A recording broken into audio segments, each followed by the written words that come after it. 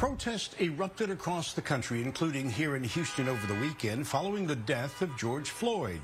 Floyd was a Houston man who pleaded that he couldn't breathe as a Minneapolis police officer put his knee and weight on the back of his neck during an arrest. That officer, identified as Derek Chauvin, was arrested Friday and faces charges of third-degree murder and manslaughter. We have also learned that Chauvin had 18 prior complaints filed against him with the Minneapolis Police Department's Internal Affairs Division. Here to discuss the effect on American politics, we are joined by Jackie Bally, our Republican analyst, and Dallas Jones, our Democratic strategist.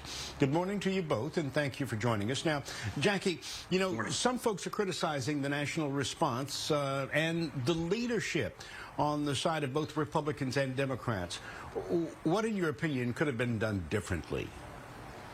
Well, unfortunately, riots have been occurring in this country for decades, but this horrendous act that we saw that happened against George Floyd really touched everyone, white, black, Democrat, Republican. And it is time for both sides of the aisle to come together. This cop clearly had issues, and the department knew about it. And our men in white and blue, who are good cops, because there are many, have publicly denounced his actions. That's something that's very good. One thing that I have seen that's coming out of the administration is that because of the rioting that's taken over the peaceful protests, many law enforcement officers have been saying that Antifa and other extremists have been involved. And now the administration is working on making those groups domestic terrorist acts or organizations and defining them as such.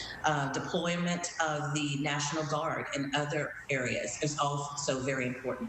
But this is a time for us to unite, because 60 Secret Service agents, several police officers, all people who had nothing to do with George Floyd, have been injured. And now it's time for us to come together, because this has gone on much bigger than a peaceful protest. Dallas, during times like these, many people look towards the leadership. They look towards the president for some type of a comment to calm the crowd, to let them know that everything is going to be okay. Is leadership coming, from your opinion, from the White House? Well, I think you know my answer to that, Jose, and it's absolutely not. But it shouldn't only be my answer. It should be the answer of every American that you ask, when we can look around and see that our country is on fire. Our country is on fire from the East Coast to the West Coast, from the North to the South, because people of all walks of life, as Jackie has pointed out, they are angry. How many times have you, myself, and Jackie had this conversation right here on Fox 26? How many times have people peacefully pleaded? How many times have people taken a knee in peaceful protest? And what you see now is the fury of the American people about watching their fellow countrymen, black men, black women, being shot down by like dogs. What happened to Houston native George Floyd was a breaking point for our country. And our president, unfortunately, has fueled the fire. This president has called American children thugs for exercising their constitutional right. This president has threatened violence by using racial rhetoric, saying loot or shoot, and really fueling the fire. The American people deserve more. This is not our country. This is not our sweet land of liberty. And no, this is not the leadership that we should see from the White House in this time of crisis. We demand more from this president. Every American should demand more from this president, and we're not seeing it. And that is something, Jackie, that we should all agree, because these are our children. These are our children out there. I was out there on Friday between 2 and 4 before it went from a peaceful protest to being violent. Those were our babies doing what we taught them to do. We deserve better in this country. Now, you mentioned something: when the looting starts, the shooting starts. Twitter took the president to task on that. Do you think that is considered to be censorship? it's not about censorship, it's about responsibility. We hold social media companies responsible for a number of things. We blamed social media companies when we saw Russian interference in our elections. And so when we not only check foreign countries, but we began to feel the need to check our leader. When corporations like Twitter stand up and say, you know what, this is our platform and you're inciting more violence. What can we do as a company to see peace? And so, look, I don't believe in anyone being hurt. The men and women on the front lines of our, and there are plenty of great cops that are looking to do great jobs. I applaud Chief Acevedo for trying to be in the midst of protesters and show that we are all in this together. But at the same time, we have to have responsible leadership that is not going to take to platforms. And so I think the president, instead of spending his time fighting Twitter about censorship, he ought to be helping to calm the nation.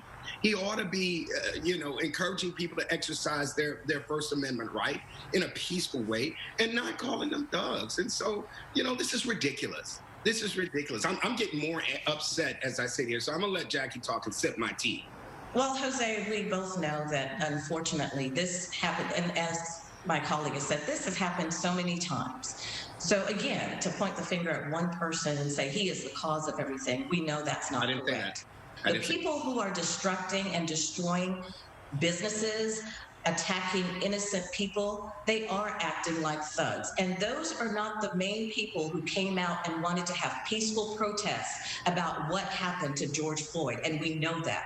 There is an organized hatred that's coming out of what started as a peaceful protest, attacking our law enforcement officers, pillaging and throwing rocks and stones at police officers' cars, destroying businesses. That is not part of the protest. Even George Floyd's family have publicly spoken out about this, and they have said they do not want to see this. This is not who he is. This does not represent who he is.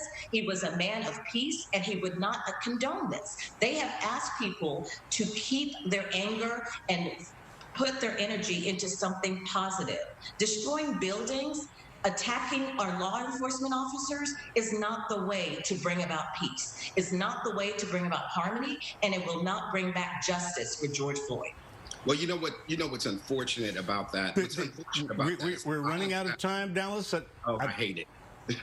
Dallas, I'd love to get your response, but we could continue this on for another hour or so because both of your comments are very valid and very important.